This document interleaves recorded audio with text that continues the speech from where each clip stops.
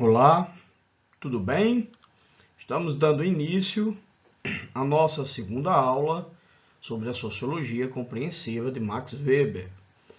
Nesta aula, nós vamos discutir a ética protestante e o espírito do capitalismo. Tá? Essencialmente, tá? A obra mais importante de Weber e uma obra que é fundamental para se pensar as interrelações entre as origens do capitalismo e as questões culturais, tá bom? Então, vamos passar para os elementos constitutivos dessa aula. Sejam todas e todos muito bem-vindos, sejam todos e todas muito bem-vindas. O importante aqui é que nós consigamos compreender as relações causais, que levam a um fenômeno sociocultural da origem a um fenômeno econômico, tá bom? Ou seja, Weber parte de um pressuposto diferente do pressuposto de Marx. Isso pressupunha que fenômenos econômicos davam origem a fenômenos sociais. Weber vai dizer que fenômenos socioculturais podem dar origem a fenômenos econômicos. Então, vamos lá, né? Vamos à obra. E por que Weber escreveu isso aqui? A ética protestante e o espírito do capitalismo, tá? Você vai encontrar no Brasil em pelo menos 3 edições. Esta edição é da Companhia das Letras, é a última a ser feita, onde você tem uma edição do professor Antônio Flávio Pierucci, uma revisão técnica, edição de texto, apresentação, glossário, correspondência vocabular e índice reminiscivo. A tradução é do professor José Marcos Mariano de Macedo, direto do alemão. Essa minha edição é a segunda reimpressão. É uma edição de 2004, essa aqui é a reimpressão de 2005. Uma edição primorosa, que traz diferenças fantásticas. Por exemplo, espírito vem entre aspas, assim como no original alemão. E palavras como, por exemplo, que antes eram traduzidas por jaula de ferro, agora são traduzidas por crosta de ferro. Eu vou mostrar a vocês depois por que essas diferenças são interessantes. A edição que o tio estudou na graduação há quase 25 anos foi essa daqui. Ainda tem a minha assinaturazinha quando eu comprei, estudante de graduação, né? Era aquele eterno Liseu para comprar um livro, mas eu comprava, gastava boa parte do meu dinheiro com livros para a ira de algumas pessoas. Tá aqui, ó. 7 de outubro de 1996. Aqui para vocês verem, ó. 7 de outubro de 1996. Foi quando eu comprei minha primeira edição, traduzida pelos professores Casal Meren Kessiani, da Universidade de São Paulo, uma edição de 1996, tá? Da editora Pioneira, todo riscadinho, como todos os meus livros estão, mas com muito cuidado, com caderno depois, para não ter problema, tá com encadernaçãozinha que eu mesmo faço. Este livro eu já li 3 vezes, tá? Este aqui, mas como eu fichei, eu tenho fichamento, e existem outros que tem outra edição, que é uma edição da Martins Claret, pequenininho. Se você não tem outra opção, o Liseu não permite, as condições, tudo bem. Mas, por favor, esses aqui tem edições, se você domina inglês, melhor, mas tem edições em PDF na internet. Não vai ler tradução de 5ª categoria. É pior do que beber bebida falsificada. Vai lhe dar uma ressaca, desta vez uma ressaca intelectual. Evite que é melhor. Ética protestante tem 2 partes, o livro tem 2 partes. A primeira parte, que é a que mais nos interessa, e eu vou falar sobre ela, e a segunda, rapidamente, mais como a título de exemplo. A primeira parte, que é essa daqui, né? A primeira parte, o problema a ser investigado, tá? É basicamente o seguinte: Weber discute o problema da confissão religiosa e da relação com a estratificação social. O que é isto? O que é isto?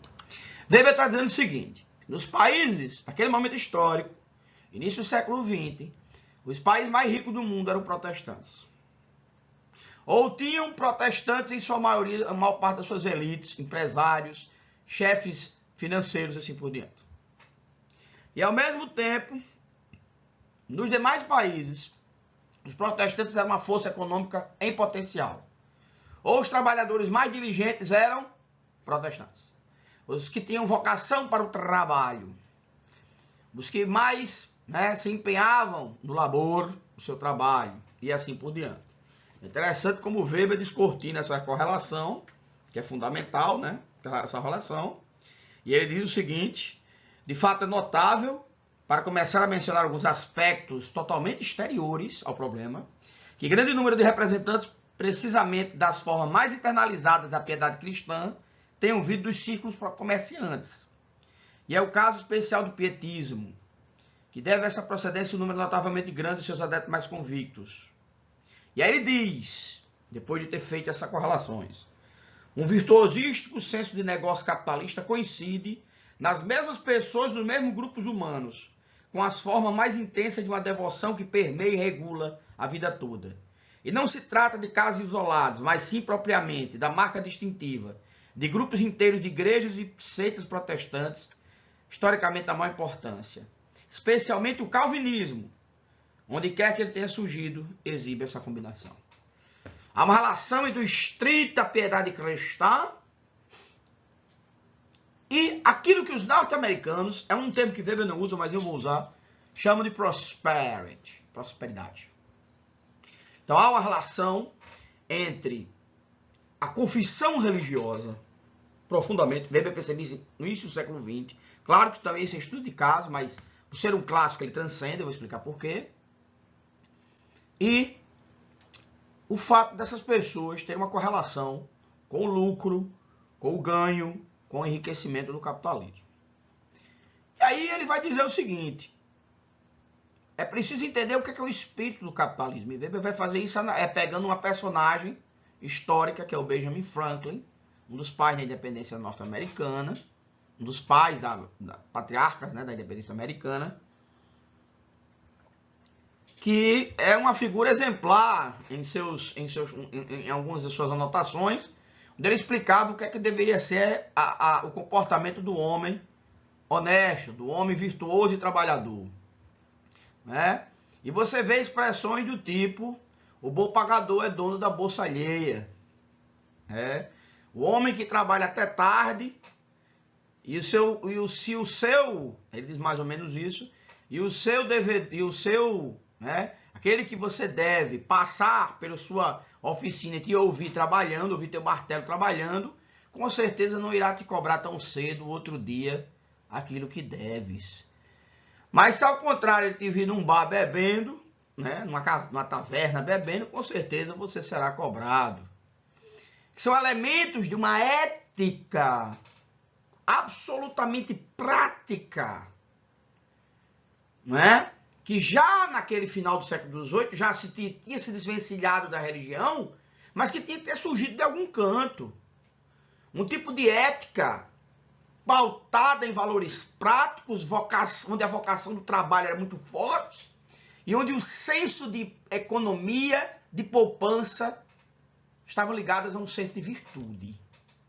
E onde é que pela primeira vez na história, virtude, poupança e lógica de trabalho se uniram? Porque quando você analisa a Idade Média e a Antiguidade, o trabalho era visto como um mal necessário. Os primeiros grupos a romperem com isso, e lembre-se que no mundo romano o trabalho estava ligado à escravidão, a palavra trabalho vem do latim tripalium, que é um chicote com 3 pontas. Na Idade Média, isso começa a ser rompido com os primeiros monges, principalmente da Ordem de São Bento. Está na Ordem de São Bento o ideal ore et labore.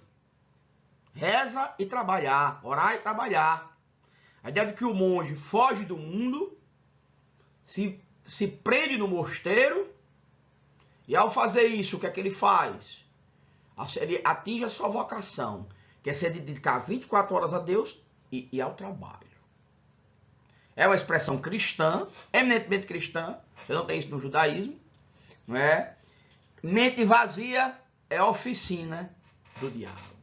É uma expressão, tá? Que com certeza ela é bem pós-medieval nesse sentido, ou está dentro desse processo. Bem, vamos entender então, para a gente entender o conceito de vocação em Lutero, como é que a reforma protestante, como é que o processo de reforma deu início a essa mudança do trabalho que não era valorizado para o trabalho ser valorizado. Vamos lá, vem comigo. Olha só, como é que se dá então essa ideia de vocação? Bem, Lutero é o primeiro reformador. Professor, eu não lembro nada de reforma protestante. Meu ensino médio em história, eu dormia, né? E padecia no Vale de Lágrimas. É uma pena não conhecer a própria história, principalmente a formação do mundo como ele é hoje. É um erro terrível, tá? Eu vou resumir para você basicamente, muito rapidamente mesmo. Aí vá pesquisar. A reforma protestante deu esse início quando Lutero, tá, em 1517, rompeu com a Igreja Católica, afixando um documento conhecido, tá, como as teses de Lutero, mais de 90 teses, tá, e ele, a partir daí, se inicia um processo de rompimento, de crítica ao que o papado, que a Igreja cristã católica romana estava fazendo, e a necessidade impungente de reforma. Lutero não foi o primeiro reformador, foi o primeiro a conseguir ter sucesso. Teve sucesso porque existia naquele momento a imprensa e um grupo de príncipes alemães que toparam peitar o papado naquele momento. Lutero, Martin Luther, né? Lutero, figura teólogo, doutor, conhecido do grego, tá? Conhecido um pouco do hebraico. Lutero posteriori traduziria a Bíblia para o vernáculo alemão. E essa Bíblia de Lutero é importantíssima, porque ela praticamente vai fazer com que o dialeto saxão se torne um alemão moderno. Olha que interessante. E vai fazer com que, pela primeira vez, as pessoas mais pobres, ou todo mundo queira ler, ou tenha preciso aprender a ler. Tá? O protestantismo vai trazer essa necessidade do mínimo de educação, nem que seja para ler a Bíblia. E Lutero ao pregar, e depois seus pregadores, e depois os outros pregadores protestantes, porque a história é longa, a reforma protestante, e eu vou trazer a reforma protestante como aula para o projeto que a gente tem, tá? Então vai estar aqui no canal, mas não agora.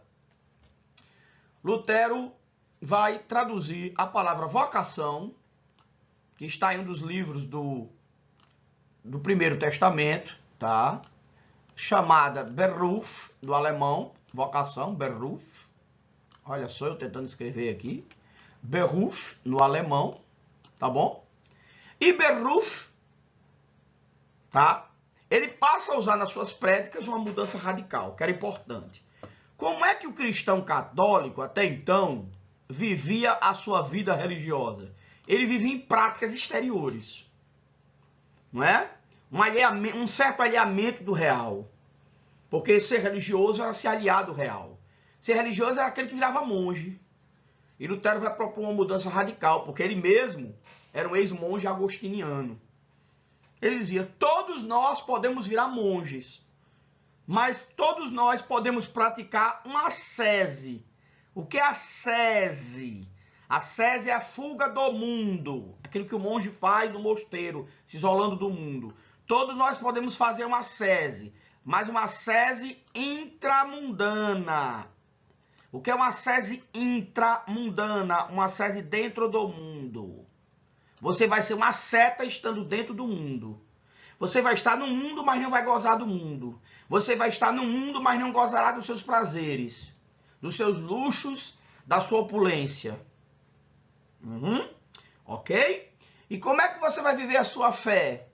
Você vai ser um bom homem, uma boa mulher, vai, de preferência, casar, ter filhos, ou exercer a sua profissão, seja qual for ela, porque a sua vocação, como não há mais monges, Lutero praticamente coloca que cada um indivíduo é ele o seu próprio intermediário com Deus, não há mais nenhum intermediário, não havia, porque o catolicismo romano colocava, naquele momento histórico, todo o clero e toda uma série de sacramentos que praticamente vão ser abolidos pelo protestantismo, com exceção de 2 ou 3, dependendo da igreja, o protestantismo como intermediários entre Deus e o homem. E Lutero vai dizer, não, só há 2 intermediários entre Deus e o homem, sua inteligência e sua fé. E isso é questão de graça.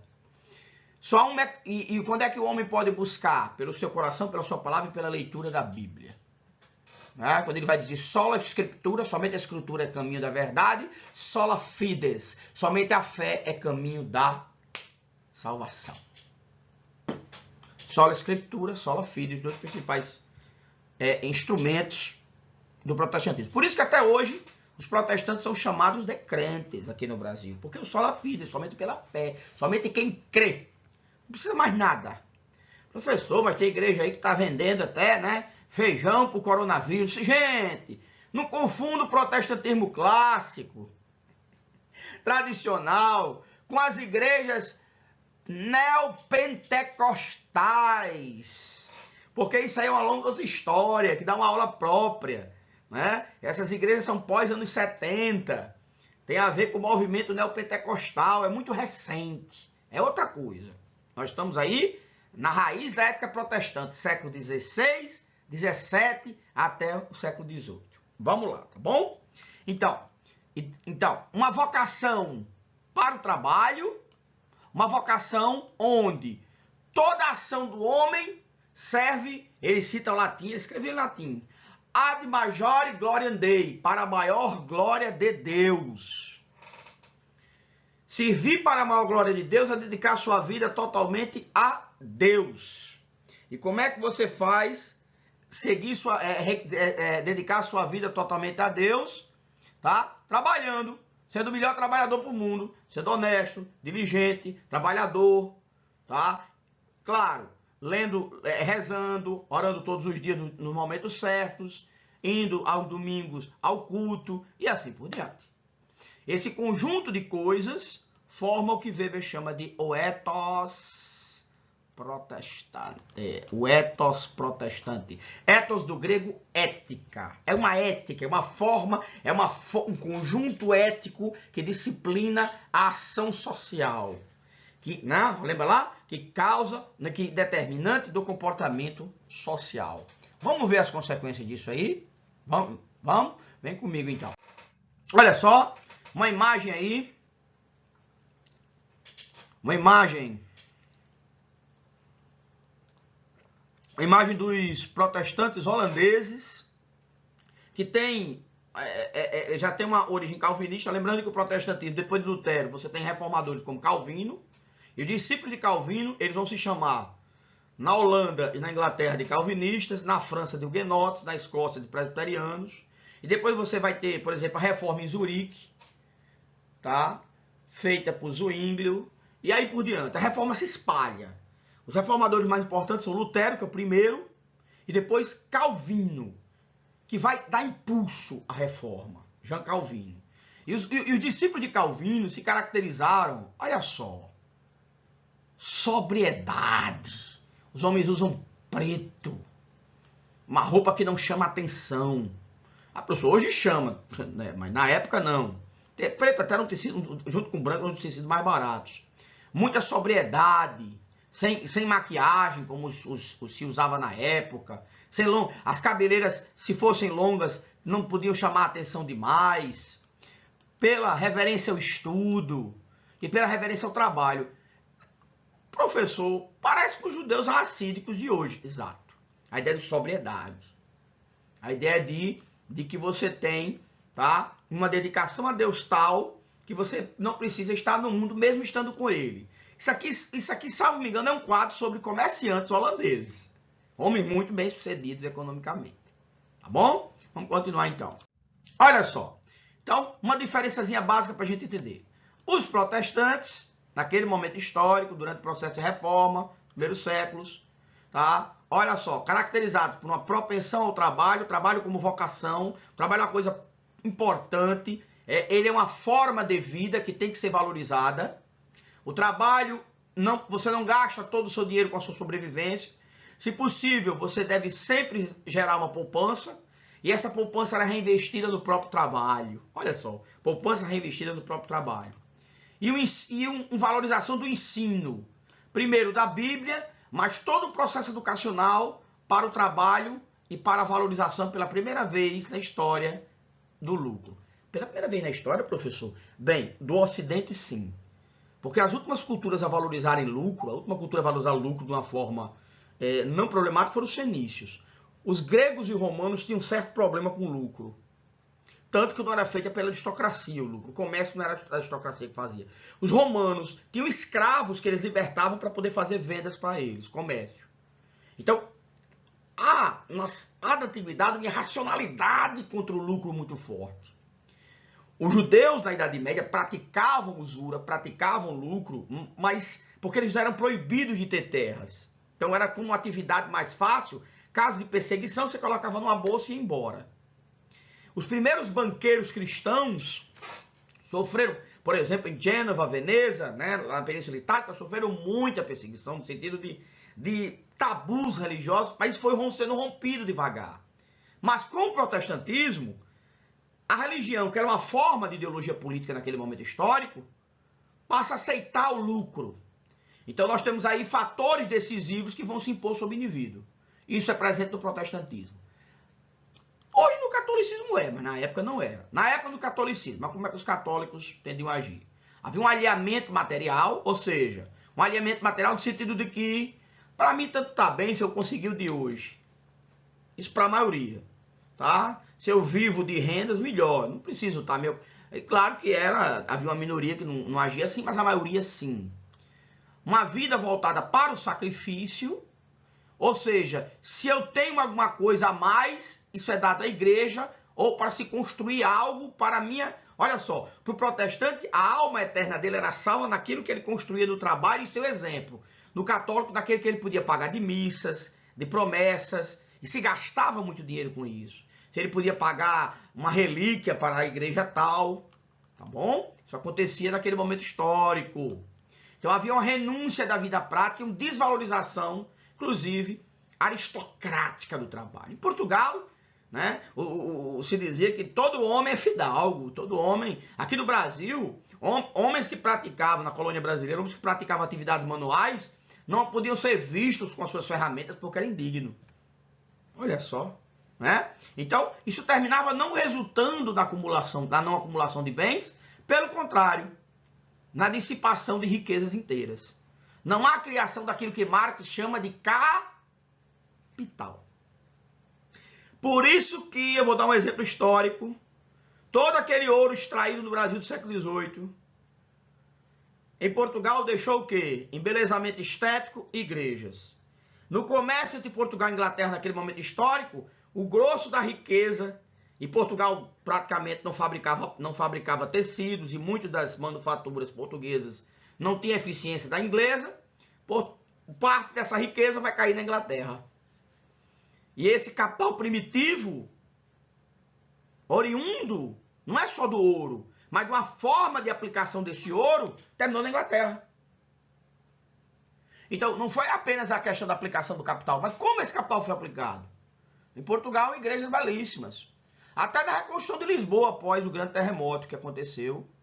Até o Marquês de Pombal foi o grande responsável, porque a gente sabe disso. Lá no 1700 já alguma coisa, tá bom? Então, Weber mostra que a moral, ou o próprio senso ético, os hábitos, os costumes e os valores, são determinantes do mundo capitalista. E esse conjunto de hábitos que formam o ethos promovem o espírito do capitalismo. O que é promover? Eles permitem e incentivam, mesmo que o indivíduo não perceba. Se você perguntar a Lutero, se você perguntasse a Lutero se era a intenção dele fazer o que ele fez, ele ia dizer, não, minha intenção é salvar almas. Perguntaram uma vez a Lutero por que ele fez a reforma. Ele disse, fiz para salvar almas. Fiz porque as pessoas estavam se perdendo. Não é porque a igreja católica estava sendo dura. Pelo contrário, ela estava sendo fraca demais. Era preciso salvar almas. Isso termina promovendo, então, o espírito do capitalismo, a procura racional do lucro. Grave essa palavra, porque procura racional do lucro é importante para o fechamento da nossa aula. Vamos lá, só mais 2 slidezinhos e a gente está caminhando para o fim. Olha só. Então, no que consiste o espírito do capitalismo moderno? O espírito, como um conceito do alemão, né? O espírito na ideia, tá, de uma força sociocultural que impulsiona. É a racionalidade. Lembra da ação racional com sentido afins, com relação a fins? É ela. Uma ação pautada no cálculo. Ou seja, você passa a ter indivíduos que estão preocupados com a vida, não no mundo do além apenas, não no mundo do além, mas no mundo daqui. Mas os protestantes estão preocupados na salvação? Estavam. Mas entenda, essa ética protestante, ela dá origem a esse espírito. Quando ela dá origem a esse espírito não é mais religioso. O espírito do capitalismo moderno não é religioso. Ele tem origem na ética protestante. Ele tem origem no ethos religioso. Mas ele não é religioso. Ele é laico. Ele não tem crença. A crença dele é essa aqui, ó. O lucro. A continuidade do lucro. A formação. Vamos usar um conceito aqui de outro autor, de Marx. Não é só de Marx, né? A formação e acumulação de capital. Tá certo? A formação de capital. Eu tenho, então, dado momento histórico, quando o espírito do capitalismo se liberta da ética do ethos protestante, se liberta das amarras religiosas, e as amarras religiosas continuam. Tá? Por isso que as seitas protestantes até hoje, quando leem, com certeza, qualquer protestante que lê isso aqui, diz, que danado é isso? Isso não tem respeito a mim hoje. Mas Weber está fazendo uma análise histórica da formação e mostrando como determinados padrões de condutas podem fazer surgir outros padrões de condutas. Por exemplo, padrão de conduta religiosa fez surgir um padrão de conduta econômica. Ele faz o inverso do que Marx faz. Mas se você for ler o último parágrafo da Ética Protestante, o Espírito do Capitalismo, e é importante que se você for um dia ler, você fizer isso, o último parágrafo, aqui porque tem quase metade do livro aqui são notas. O último parágrafo da Ética Protestante do Espírito do Capitalismo, a última parte, tá? Ele diz assim, me permitam. Porquanto, embora o homem moderno, mesmo com a melhor das boas vontades, geralmente não seja capaz de imaginar o efetivo alcance da significação que os conteúdos de consciência religiosa tiveram para a conduta de vida, a cultura e o caráter de um povo, não cabe, contudo, evidentemente, a intenção de substituir a interpretação causal, de causa e efeito, unilateralmente materialista da cultura e da história, por uma outra espiritualista, também ela unilateral. Ambas, está grifado em itálico, ambas são igualmente possíveis, mas uma e outra, se estiverem a pretensão de ser, não é etapa preliminar, mas a conclusão da pesquisa, igualmente pouco servem à verdade histórica. Ele fecha o livro com isso. O que é que Weber está dizendo? Que tanto a interpretação marxista, que fala da acumulação primitiva, como a interpretação dele, elas são etapas preliminares para a explicação do todo. São explicações de fenômenos. A acumulação primitiva acontece por aqui, mas sem a racionalidade, sem a vocação para o trabalho, não teria havido essa acumulação. Então, as duas explicações, elas são etapas do processo. Daí a grandiosidade e a atualidade de Max Weber, tá bom? O espírito do capitalismo moderno vai herdar, principalmente do protestantismo, isso aqui. Os protestantes viam lucro, preste atenção, os protestantes viam lucro como um sinal de salvação, um sinal de que eles estavam salvos. Como não havia intermediários, um indivíduo que ficava rico, ele prosperava. Os americanos usam essa expressão até hoje. Se ele prosperava, significava o quê? Que era um sinal de que Deus o havia dado a graça da salvação. Essa ideia começou a se disseminar, tá? E com o tempo ela se liberta também. a ideia de enriquecimento como uma coisa boa. Olha, um indivíduo que prosperou e que vai ser bom para a sua comunidade, pelo menos deveria. Mas a ideia do trabalho como um fim em si mesmo. O trabalho antes era uma vocação religiosa, lembra? O trabalho do protestantismo é uma vocação religiosa. No capitalismo ele é um fim em si mesmo. Você trabalha, trabalha. Quanto mais capitalista, quanto mais desenvolvido a sociedade, mais o trabalho é desenvolvido. E mais as pessoas se voltam para o trabalho. Tá bom? Professor, e o caráter religioso disso? Ele que tá, não é mais religioso. Já é da própria essência sociocultural do capitalismo. Tá bom? Vamos dar continuidade, vamos fechar aqui essa aula. Eu preciso fazer, Preciso fazer com vocês essa reflexão, Que é o seguinte: qual é a grande questão da historicidade weberiana? Por que essa análise é tão fundamental? Parte de um viés neoevolucionista, ou seja, do processo de desenvolvimento, onde as ideias interferem, no processo econômico, Weber vai mostrar que a ação racional com conduta final, ação social racional com relações a objetivo afins, ela termina sendo a forma de conduta majoritária na história cultural moderna, principalmente no capitalismo. Então, na sociedade moderna, é uma sociedade onde o capitalismo ele é racional.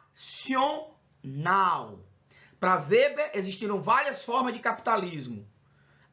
Este capitalismo do qual, originário da acumulação do capital, da Revolução Industrial, também da formação de um espírito do capitalismo oriundo de uma ética protestante, esse capitalismo ele é racional. Qualquer forma de irracionalidade atrapalha esse capitalismo. E eu digo que a gente vive hoje no Brasil, irracionalidade pura. Ela atrapalha o capitalismo o tempo todo. Tá bom? Então eu tenho aqui o primado daquilo que nós aprendemos na aula passada. Da ação social racional com sentido afins. Um mundo voltado para a racionalidade, para o cálculo. Daí o termo que era traduzido para o português como jaula de ferro, mas a gente vai traduzir, você pode traduzir mais corretamente, segundo hoje está se comentando, pela palavra crosta. Depois eu vou procurar um jeito aqui de usar o teclado, viu? Porque a letrinha é complicada. Crosta. Uma crosta que amarra o indivíduo, que o prende à racionalidade. Olha dois exemplos aqui. Os caras aqui no meio de um monte de papelada e filas de burocracia. Olha que coisa nefasta, né? Eu odeio fila. Quando eu vejo alguém rindo numa fila, já me dá calafrio. Porque eu tenho pavor de fila. A gente tá na pandemia, quase ninguém mais entra em fila. Eu pego logo um livro, tento ler, não consigo, Mas fila. E aí o que é interessante? Weber tem um estudo fundamental, vários estudos. Ele vai analisar a contabilidade moderna, o direito moderno, fundamental disso, E Weber vai analisar também a administração moderna. E ele faz uma análise da burocracia. E você pega esses livros de manuais aí de administração, eu já tive o desprazer de ler alguns, com todo respeito. Mas os autores não leram o capítulo de Weber, porque eu provo que não leram. Se leram, tem problemas cognitivos intelectuais que denotam pobreza de entendimento. Para ser tão fino como o ministro do Supremo Barroso. Que é o quê? Uma parte desses autores diz, por exemplo, que Weber inventou a burocracia. Ei, gente, burocracia tem a ver com toda organização é burocrática. Burocracia foi inventada pelos egípcios, pelos mesopotâmios. 6.000 anos atrás, 7.000 anos atrás. Quiçá mais. Junto com a escrita, invenção da escrita, 6.000 anos atrás. A escrita foi inventada para isso, para controle burocrático. Weber estudou a burocracia e mostrou que a burocracia era uma forma de organização e de poder, de relações de poder, característica das organizações no capitalismo moderno. E mostrou que a burocracia é inerente ao capitalismo. E mostrou que quando a burocracia toma ela mesma, porque o poder pode fazer isso, como um fim em si mesma, ela se torna desfuncional. O texto é claro e límpido. Se você não acha a tradução em português boa, como professor universitário, vá ler em inglês. Ou então, faça como um amigo meu, vá aprender alemão e vá ler alemão. Mas está muito claro o texto. Tá bom? A burocracia ou a dominação racional, legal ou burocrática é uma forma de organização que todas as estruturas econômicas e políticas e até as religiosas, toda organização não escapa. Toda organização, quando cresce, vira burocrática. Olha só. Uma aula depois, nós vamos ter uma aula só sobre burocracia, eu prometo aqui no nosso canalzinho, tá bom? Mas olha o burocrata aqui, a brincadeira do burocrata, né? Aí, a burocracia é um problema. É a disfunção da burocracia que é um problema. Se a burocracia é azeitada, né? E os mecanismos de ajuste da burocracia funcionam, a burocracia funciona, tá? Mas o mundo, e aí é uma percepção de Weber, o mundo corre o risco, por causa do excesso de racionalidade, de estar preso num mundo absolutamente racional, tá? Isso aqui depois a gente pode aprofundar em outras aulas, porque isso vai detonar uma nova área de estudo do século XX na sociologia, que é a junção do pensamento, da reflexão sobre fetichismo, alienação em Marx, com essa racionalização, que vai dar origem à escola de Frankfurt. Isso aí é outra seara, tá bom? Obrigado por estar comigo até esse momento, tá bom? E até a próxima aula, se Deus quiser.